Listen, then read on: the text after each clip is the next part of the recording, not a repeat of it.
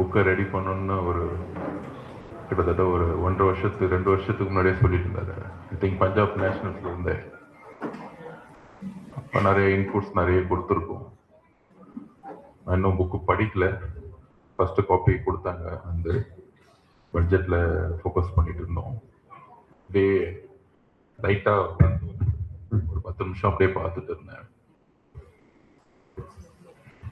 அவருடைய விஷன், அவருடைய அந்த டேட்டா கலெக்ஷன்ஸ், ஹிஸ்டரி, பாஸ்கெட் பால்ங்கிற ஒரு புத்தகம் இன்றைக்கு தேவையானது ஒண்ணு.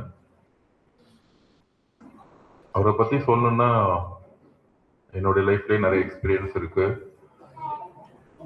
ஒரு பட்டி வீரம் பட்டியிலிருந்து அமெரிக்காவை பத்தி திங்க் பண்ணக்கூடிய ஒரு கோச்னா அது இவராக தான் இருக்க முடியும்.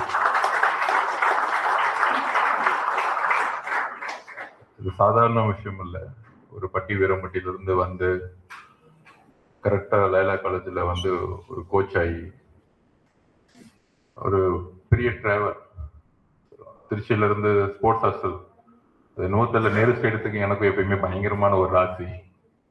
இங்கதான் ஸ்போர்ட்ஸ் ஹாஸ்டல்ல தமிழ்நாட்டில் 3 பேர் எடுத்தாங்க. அதுல ஒரு ஆளா ராஜா ஜனில் சார் தான் இன்னைக்கு செலக்ஷன் இங்கதான் இருக்கிறாரு.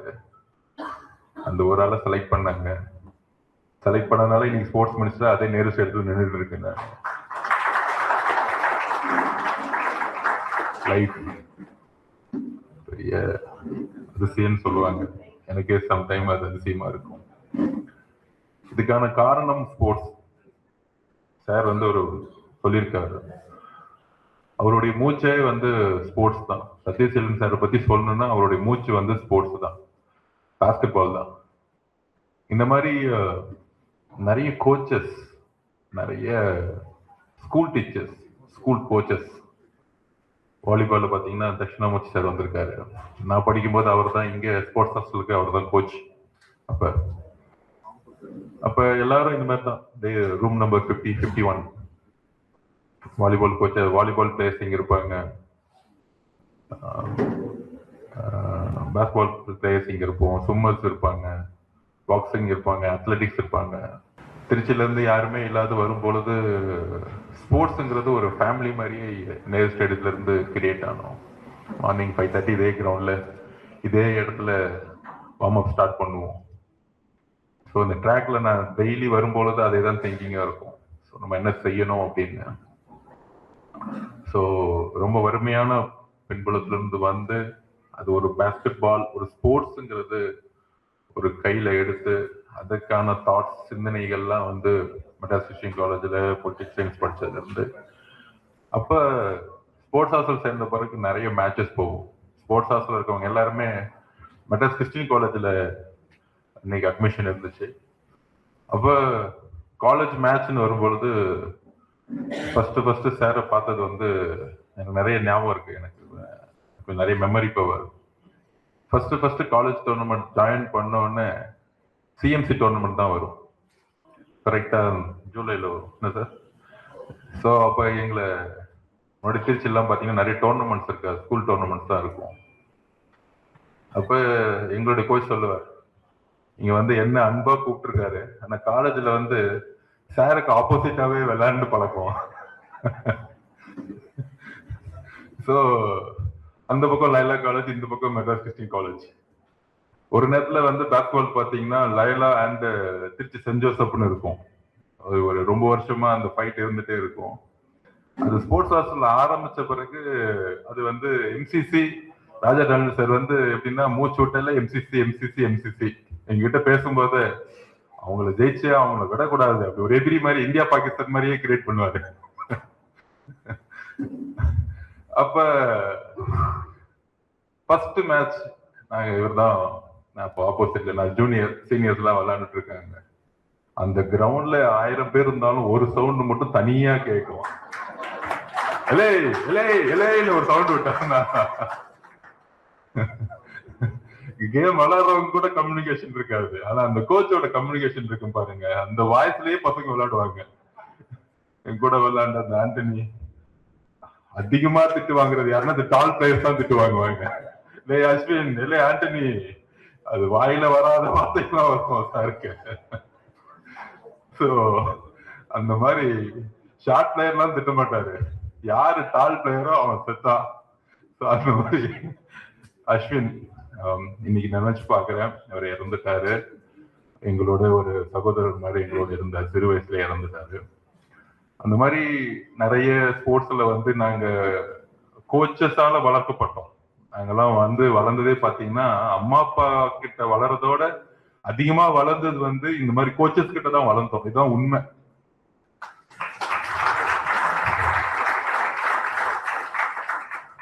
அப்படி எனக்கு ராஜா டேனியல் சார்னா இங்க இருக்கக்கூடிய ஆயிரக்கணக்கான பிளேயர்ஸை வந்து லைலா காலேஜ் உருவாக்கி கரெக்டா ஃபோர்த் இயர் போகும்போது எல்லாருக்கும் அப்பாயின்மெண்ட்.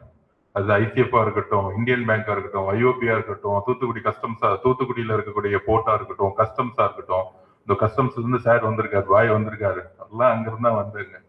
அந்த மாதிரி அவருடைய எண்ணம், லைலா வந்து விளையாண்டா கிராமத்துல இருந்து வரவங்களுக்கு ஒரு வேலையை வாங்கி கொடுத்துடணும். ஒரு தந்தையாவும் ஒரு தாயாவும் ஒரு ஒரு கோவத்தை ஒரு கோச்சிட்ட பார்ப்பாங்க. அது இன்னைக்கு இருக்க பசங்க எல்லாம் அந்த பொறுமை இல்லை, திட்டுனா கிரவுண்ட் விட்டு ஓடிடுறாங்க. அப்பெல்லாம் நம்ம திட்டுனா கிரவுண்ட் விட்டு ஓட முடியாது, ஏன்னா வீட்டுல அம்மா அப்பா அடிப்பாங்க, திருப்பி போக முடியாது, சாப்பாடு கிடைக்காது. அதனால அப்ப ஒரு 5000 ஸ்கொயர் ஃபீட் கிரவுண்ட் தான் நம்மளுடைய உலகமா இருந்துச்சு. எல்லா சீனியர்ஸ் இருக்காங்க, எங்க ஜெய்சங்கர் சார் வந்திருக்காரு.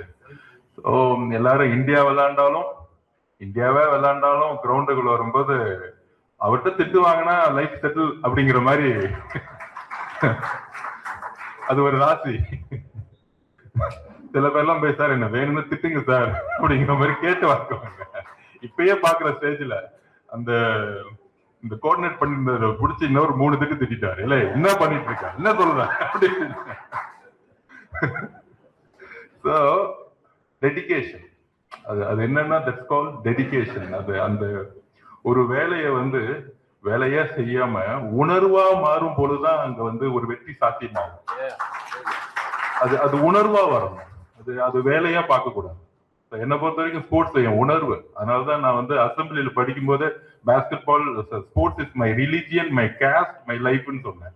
எங்களுக்கு ஜாதியும் கிடையாது, மதமும் கிடையாது, குடும்பம் கூட செகண்ட் தான். பாஸ்கெட்பால் பிளேயருக்குலாம் யாரெல்லாம் கல்யாணம் பண்ணிட்டாங்களோ ஒய்ஃப் கிட்ட திட்டுவாங்க, இன்னும் எப்ப பார்த்தாலும் காலைல கிரவுண்டுக்கு போய்கிட்டு ஈவினிங் போய்கிட்டு அப்படிங்கிற மாதிரி. முக்கியமா பாத்தீங்கன்னா இந்த அருள் வெங்கடேஷ் இந்த மாதிரி எல்லாம் லைலா காலேஜ் இருப்பாங்க, அது கூட இருக்கிறவங்க. இன்னைக்கு காலைல கிரவுண்ட்ல தான் இருக்கிறோம்.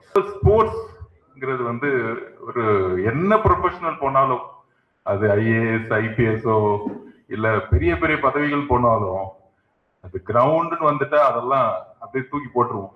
ஸோ அந்த அளவுக்கு உணர்வு ரீதியா இருக்கிற இடம் தான் விளையாட்டு. அதுலயும் முக்கியமா பாஸ்கெட் பால் பிளேயரா எனக்கு ஃபுட்டு கொடுத்த இடம், ஒரு எஜுகேஷன் கொடுத்த இடம், திங்கிங் கொடுத்த இடம், தாட்ஸ் கொடுத்த இடம், 2வது கான்பிடென்ட் கொடுத்த இடம். அப்பா அம்மா இல்லைனாலும் உனக்கு ஒரு நம்பிக்கை கொடுத்த இடம் வந்து ஒரு பாஸ்கெட் பால். இப்ப நான் அடிக்கடி சொல்லுவேன், அப்பா அம்மா இல்லாத குறைய இந்த பாஸ்கெட் பால் வந்து என்ன தத்து எடுத்துக்கிச்சு. ஸோ எனக்கு ஃபாதர் மதர்ங்கிறது பாஸ்கெட் பால் தான். ஏன்னா அந்த ஒரு ரீப்ளேஸ்மெண்ட் வந்து ஒரு குழந்தைக்கு சின்ன வயசுல கிடைக்கணும். அப்பா அம்மா இல்ல, வறுமை அப்படிங்கிற சூழல் இருக்கவங்களுக்கு ஸ்போர்ட்ஸ்ங்கிறது ஒரு ரீப்ளேஸ்மெண்ட் தான். இல்லைன்னா என்ன ஆகும், அந்த குழந்தை ஒரு ட்ரக்ஸை நோக்கி போகும், இல்ல ஒரு அடிதடி நோக்கி போகும், ரவுடிசம் நோக்கி போகும். ஸோ குழந்தைகள் தவறு செய்யுது குழந்தைங்களோட பிரச்சனை கிடையாது, அது அந்த சூழல், அந்த சமூகம், இதுதான் பிரச்சனை. அந்த சமூகத்தில் இருக்கக்கூடிய விஷயத்த ஒரு டிஸ்ட்ரிக்ட் சர்டிபிகேட் கிடைச்சா ஸ்போர்ட்ஸ் ஹாஸ்டல் உங்களுக்கு கிடைக்கும் அப்படின்னு ஒரு அன்னைக்கு இருந்த கோச்சஸ் சொன்ன ஒரு அவேர்னஸ் இன்னைக்கு ஒரு ஸ்போர்ட்ஸ் ஹாஸ்டல் ஸ்டூடெண்ட்ல இருந்து நான் வரும் பொழுது என்னால உணர முடியும். ஒருவேளை ஸ்போர்ட்ஸ் ஹாஸ்டல் இல்லை, நான் பாஸ்கெட்பால் இல்லைன்னா நான் எங்க இருந்திருப்பேன், என்ன பண்ணிருப்பேன் எனக்குமே தெரிஞ்சிருக்காது. ஸோ அப்ப sports it's the best life. So அதனால இப்ப கூட திட்டிட்டு இருக்காரு, நீ ஏன் இங்கிலீஷ்ல பேசுன, நீ ரொம்ப அமெரிக்கா பண்ண தப்பு, அது மனசுல இருக்கிறத அப்படியே அடிச்சுட்டு வராங்க. அதான் சத்யசீலன் சார். இந்த மாதிரி ஒரு கேரக்டர்ஸ் எல்லாம் ஃபியூச்சர்ல வந்து பிறப்பாங்களான்னு தெரியல. இதுதான் அவருடைய ஒரே மெசேஜ் சொல்ல முடியும்.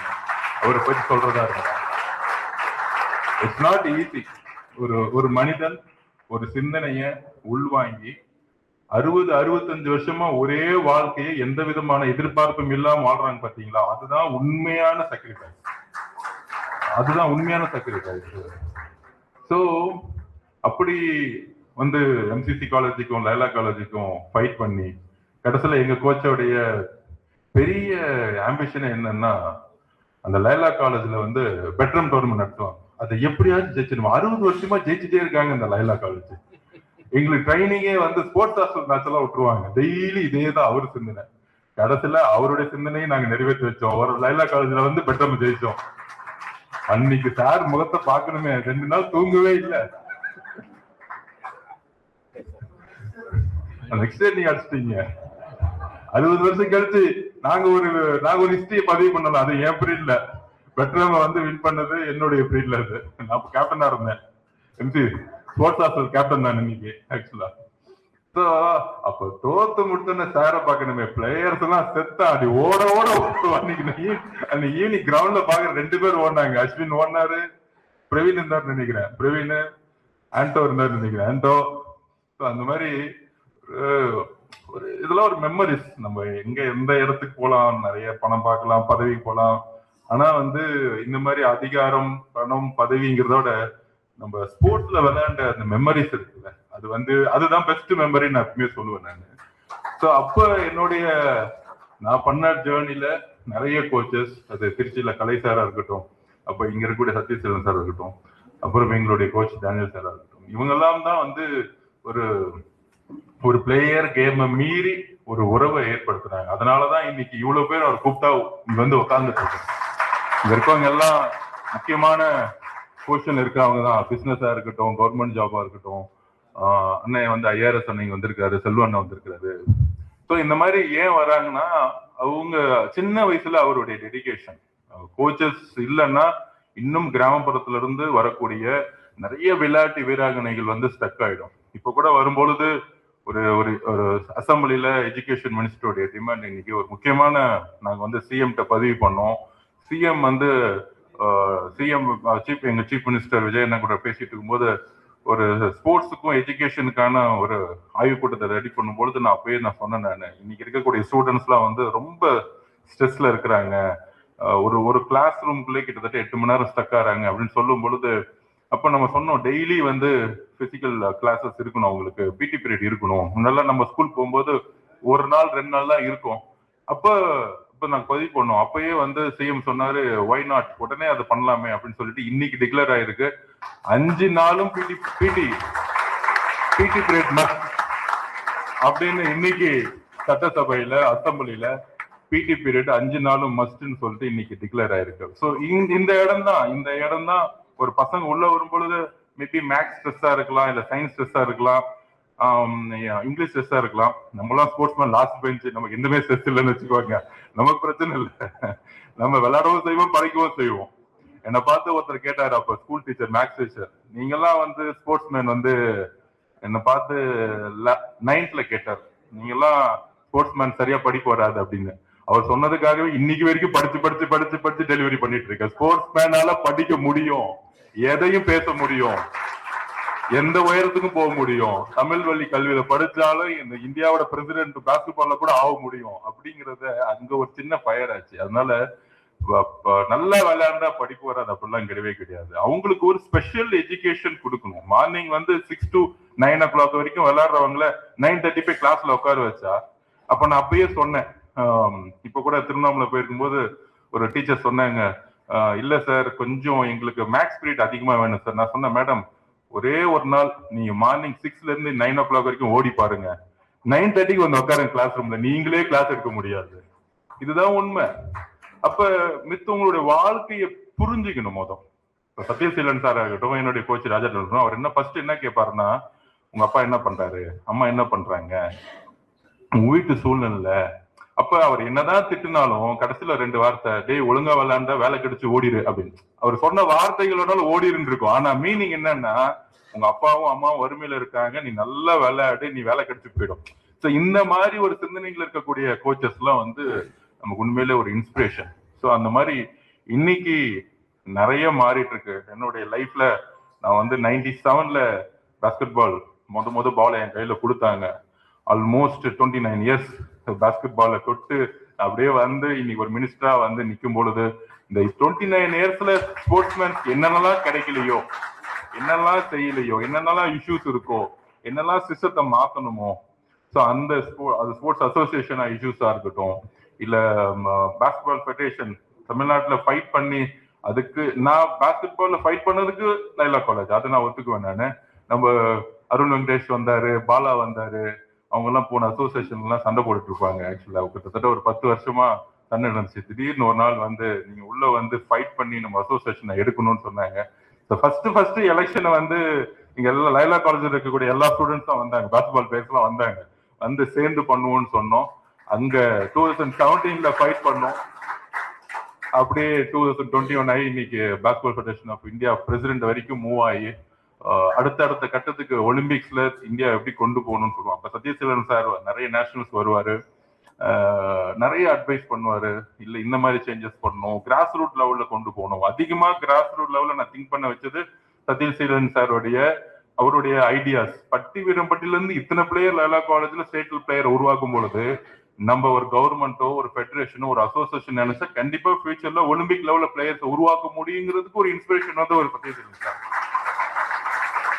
ஸோ அந்த இன்ஸ்பிரேஷன் இருக்கு பாத்தீங்களா, ஒரு பெரிய நேஷனல் பிளேயரை உருவாக்கிட்டு போய் 10 வயசு குழந்தைங்களுக்கு ட்ரைனிங் கொடுக்க போற ஒரே சிஸ்டம் இருக்குல்ல, அதுதான் வந்து அந்த ஈகோலெஸ். நீ யார் வேணா ஸ்டேட் கோச்சா இருங்க, எந்த இடத்துலயும் எந்த அசோசியேஷன் வந்தாலும் பெண்ட் ஆக மாட்டாரு. அந்த பிரசிடென்ட் தப்பா இருந்தா தப்புன்னு சொல்லுவாரு, செக்ரட்டரி தப்பா இருந்தா தப்புன்னு அவரை பார்த்தே சொல்லுவாரு. எங்களுக்கு இந்த எப்பயுமே அவருடைய வளர்ப்பு, இந்த பாய் வந்திருக்காரா ஐசிஎஃப்ல இருந்து வந்திருக்காரு, பாயை பார்க்கும்போது அவரோட நகைச்சுவை எப்படி தெரியுமா இருக்கும், அதை திட்டினா, ஹலோ பாய் எப்படி இருக்கீங்க, how is going on your basketball destroy work அப்படிங்க பாரு.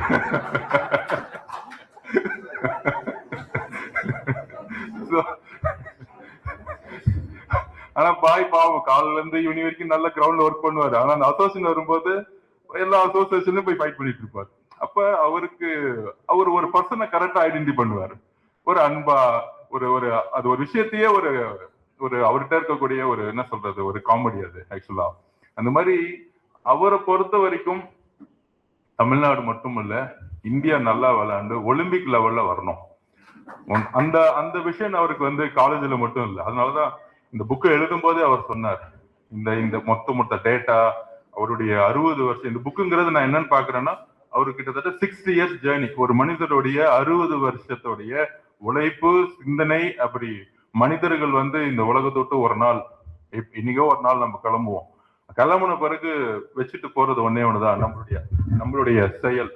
எத்தனை பேர்த்துக்கு நம்ம உருவாக்கி இருக்கோம், எவ்வளவு பேரை நம்ம வந்து இந்த விதையை போட்டுட்டு போயிருக்கோம், அந்த சிந்தனைங்கிறது தான் வந்து இது. இப்ப அப்படி புக்கை ஓபன் பண்ணும்போது 1920 பாஸ்கெட் பால் YWCA வந்துருச்சு அப்படிங்கிற ஒரு ஸ்டோரி அங்கிருந்தே ஆரம்பிக்கிறாரு. அப்ப இந்த மாதிரி விஷன் கண்டிப்பாக எல்லா 38 டிஸ்ட்ரிக்ட்லயும் ஸ்போர்ட்ஸ் ஹாஸ்டல் கொண்டு வரேன்னு டிக்ளேர் பண்ணிட்டு இருக்கோம். டிமாண்ட்ல முன்னாடி வந்து 10-15 ஸ்போர்ட்ஸ் ஹாஸ்டல் தான் இருக்கும். இப்ப லேட்டஸ்ட் என்னுடைய ஸ்போர்ட்ஸோடைய டிமாண்ட்ல 38 ஸ்போர்ட்ஸ் ஹாஸ்டல். இது வந்து இதுதான் பட்டி வீரம்பட்டில இருந்து பிளேயர்ஸ் உருவாகும். சில டிஸ்ட்ரிக்ட்ல ஸ்போர்ட்ஸ் ஹாஸ்டல் இருக்கு, சில டிஸ்ட்ரிக்ட்ல ஸ்போர்ட்ஸ் ஹாஸ்டல் இல்ல. சோ அப்ப வந்து 38 டிஸ்ட்ரிக்ட்லயும் ஸ்போர்ட்ஸ் ஹாஸ்டல் கொண்டு வரணும். நான் திருச்சியில இருந்து சென்னை வந்தேன், அப்ப திருச்சியில ஸ்போர்ட்ஸ் ஹாஸ்டல் கிடையாது. அப்ப 38 டிஸ்ட்ரிக்ட்லயும் ஸ்போர்ட்ஸ் ஹாஸ்டல் கொண்டு வரணும். இதுதான் வந்து talent research wing, grass root லெவல்ல உருவாக்கக்கூடிய. அதுக்கப்புறம் பாத்தீங்கன்னா ஸ்ட்ரக்சர் கிடையாது, நேரு ஸ்டேடியத்துக்கு இங்க வரணும், ஆனா அது இன்டர்நேஷனல் ஸ்டாண்டர்ட் லெவல் கிடையாது. அதுக்கப்புறம் இப்ப வந்து 10 ஒலிம்பிக்ஸ் அகாடமிஸ் கொண்டு வந்து பிளான் பண்ணிருக்கோம். 10 ஒலிம்பிக்ஸ் அப்படின்னா ஒரு ஸ்டேடியத்தோட வேல்யூ குறைந்தபட்சம் 100 கோடி ரூபாய் இருக்கும். ஒரு 36 கேம் விளையாடுற மாதிரி ஒரு ஒலிம்பிக்ஸ் அகாடமிஸை வந்து 10 டிஸ்ட்ரிக்ட்ல கொண்டு வரும். அது இந்த ஸ்போர்ட்ஸ் ஹாஸ்டல்ல இருந்து நேரா ஒலிம்பிக் அகாடமி, அங்கிருந்து பெரிய பெரிய இந்த மாதிரி நேர் ஸ்டேட் இருக்கக்கூடிய பெரிய பெரிய ஸ்டேடியத்துல ஒரு ஒலிம்பிக்ஸ் லெவல்ல உருவாக்கணும். ஸோ இதுதான் விஷன். பாஸ்கெட்பால் மட்டும் 36 கேம். அதுக்கு முன்னாடி தட்சிணாமூர்த்தி இருந்தாரு, வாலிபால் நிறைய உருவாக்குனாங்க. நடுவில் திருப்பியும் அங்க அதே அசோசியேஷன் பிரச்சனை, ஆல் இண்டியா அசோசியேஷன் பிரச்சனை. இந்த 10 வருஷம் அப்படியே வாலிபால் அப்படியே டவுன் ஆகுது. ஸோ நிறைய பிரச்சனைகள். ஒரு ஸ்போர்ட்ஸ் மேன் வந்து நான் எப்பவுமே சொல்லுவேன், இந்த ஸ்போர்ட்ஸ்ல இருக்கிறவங்களே விவசாயிகளுடைய பசங்க, ரொம்ப வறுமையா இருக்கக்கூடிய பசங்க, ஃபிஷர்மேனுடைய பசங்க, ஊர்ல இருந்து பட்டிவீரம்பட்டி, இந்த பக்கம் தஞ்சாவூர், கடலூர், நாகப்பட்டினம், இந்த மாதிரி வரக்கூடிய எல்லா பசங்க தான் வந்து அந்த மெடலை நோக்கி ஒரு இந்தியா வச்சு விளையாடணும், தமிழ்நாடு நோக்கி விளையாடணும். ஆனா அதுக்கான ஃபெசிலிட்டிஸ், ஜாப் ஆப்பர்ச்சுனிட்டி இப்பதான் அந்த 3% ஆப்பர்ச்சுனிட்டியை நம்ம வந்து கொடுத்துருக்கோம். என் கண்ணு முன்னாடியே தட்சிணாமூர்த்தி சாருக்கு தெரியும். என் கண்ணு முன்னாடியே இதே நேரு ஸ்டேடியத்துல ஜெயவேல்னு ஒரு வாலிபால் பிளேயர், இந்தியன் பிளேயர், அன்னைக்கு அந்த காலகட்டத்துல ஜாப் கிடைக்கல, 26 வயசு ஆயிடுச்சுன்னு சொல்லிட்டு சூசைட் பட்டு இறந்துட்டாரு ஆக்சுவலா. அந்த மாதிரி இன்னைக்கு ஸ்போர்ட்ஸ் மேன்ஸுக்கு ஒரு ஜாப் செக்யூரிட்டி போலீஸ் டிபார்ட்மெண்ட்ல கிரியேட் பண்றதுக்கு நியூ பாலிசி வந்து ஹானரபிள் சிஎம் சொல்லியிருக்கோம். இன்னும் அதிகமான வேலை வாய்ப்பை ஸ்போர்ட்ஸ் மேன் யூனிவர்சிட்டி விளையாண்டாலே ஜாப் கிடைக்கணும் அப்படிங்கிற ஒரு விஷயத்த வந்து உருவாக்கணும். ஸோ எல்லாராலையும் நேஷனல்ஸ் விளையாட முடியாது, எல்லாராலையும் போய் கோல்டு எடுக்க முடியாது. ஸோ ஆனா ஒரு யூனிவர்சிட்டி லெவல்ல நேஷனல் கேம்ஸ், யூனிவர்சிட்டி லெவல்ல கோல்டு மெடல் எடுத்தா, சில்வர், பிரான்ஸ் மெடல் எடுத்தா ஒரு வேலை வாய்ப்பு கொடுக்கணும். அந்த மாதிரி என்னுடைய டிராவல்ல இந்த நேரு ஸ்டேடியத்துல இருந்து ஒரு ஸ்போர்ட்ஸ் ஹாஸ்டல் ஸ்டூடெண்டா இருந்து, ஃபுட்ல இருந்து, அகாமடேஷன்ல இருந்து, இன்னைக்கும் ரூம் நம்பர் 5051 போனேன். இன்னைக்கும் அதே பழைய கட்டில், அதே ஃபேனு, அதே டாய்லெட், இன்னும் அப்டேட் பண்ணப்படல. ஸோ இப்பதான் எல்லா தமிழ்நாட்டுக்கு எல்லா ஸ்போர்ட்ஸ் ஹாஸ்டலையும் அப்டேட் பண்ணி ஏர் கண்டிஷன் ரூமா மாத்தணும்னு சொல்லியிருக்கோம்.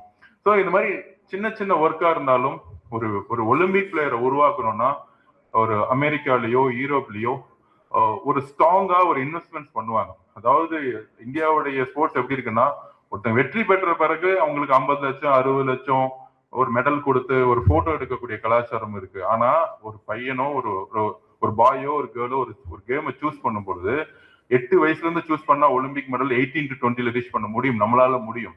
ஆனா அந்த 8 ஏழுல இருந்து அவங்க ஒலிம்பிக் மெடல் வரைக்கும் கவர்மெண்ட் ஷுட் பேக்கப். கவர்மெண்ட் ஒரு அப்பாவாவும் அம்மாவாவும் இருக்கணும். ஏன்னா ஒரு ஒலிம்பிக் விளையாடணும்னா கோடிக்கணக்குல செலவு பண்ணணும். அது ஒரு விவசாயினாலேயோ ஒரு ஃபிஷர்மேனாலேயோ இல்ல ரொம்ப ஏழ்மையில இருந்து வரவங்களோட செலவு பண்ண முடியாது. அதனாலதான் எல்லாரும் ஒரு வேலை கிடைச்சா போதும்னு சொல்லிட்டு 25-30 வயசுலயே ஸ்போர்ட்ஸை விட்டுடுறாங்க. ஏன்னா அதுக்கு மேல அவங்களால புஷ் பண்ண முடியல. இன்டர்நேஷனல் மெடல் எடுக்காத காரணம் வந்து நம்ம கிட்ட டேலண்ட்ஸ் இருக்கு, பட் ப்ராப்பரான பிளான் இல்ல, எக்ஸிகியூஷன் இல்ல, விஷன் இல்ல.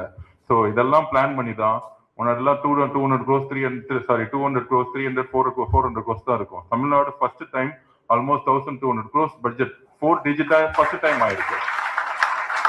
அதுல ஆனரபிள் சிஎம் முதலமைச்சர் கேபிட்டலுக்காக எவ்வளவு வேணா செலவு பண்ணுங்க, கேபிட்டல் மீன்ஸ் இந்த மாதிரி ஸ்டேடியம் கட்டுறது, நியூ இன்ஃப்ராஸ்ட்ரக்சர் உருவாக்குறதுக்கு எவ்வளவு வேணா செலவு பண்ணுங்க அப்படிங்கிறதும் பதிவு பண்ணியிருக்காரு. அதனால கண்டிப்பாக 1994 மேடம் ஜெயலலிதா அம்மா இந்த ஸ்டேடியத்தை உருவாக்குனாங்க அப்ப ஸ்டாஃபா டோர்னமெண்ட் அப்ப. அதுக்கப்புறம் சென்னையில தமிழ்நாட்டுல பெரிய இன்ஃப்ராஸ்ட்ரக்சர்ஸ் உருவாக்கப்படல. கிட்டத்தட்ட 20 வருஷமா இந்த இன்ஃப்ராஸ்ட்ரக்சர் இல்ல. இந்த 5 வருஷத்துல கண்டிப்பா அமெரிக்கா மாதிரி நிறைய ஸ்போர்ட்ஸ் அகாமடேஷன்ஸ், நிறைய ஸ்போர்ட்ஸ் இன்ஃப்ராஸ்ட்ரக்சர் இன்டர்நேஷனல் டவுன்ல உருவாக்கணும்னு நினைக்கிறோம்.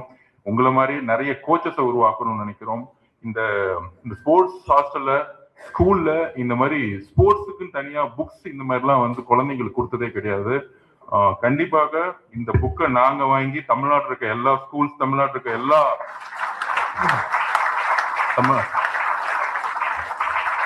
தமிழ்நாட்டில் இருக்க எல்லா ஸ்போர்ட்ஸ் ஹாஸ்டலுக்கும் கண்டிப்பா ஒரு லைப்ரரி வந்து கொண்டு வர சொல்லியிருக்கோம். ஏன்னா நான் படிக்கும்போது எனக்கு நிறைய படிக்க பிடிக்கும், ஆனா புக்ஸை வந்து நான் நிறைய வெளியிருந்து வாங்கி எனக்கான ரூம்ல வைக்கிறது கூட அன்னைக்கு வந்தது கிடையாது. ஸோ ஒவ்வொரு ஸ்போர்ட்ஸ் ஹாஸ்டலையும் ஒரு லைப்ரரி கிரியேட் பண்ண சொல்லியிருக்கோம்.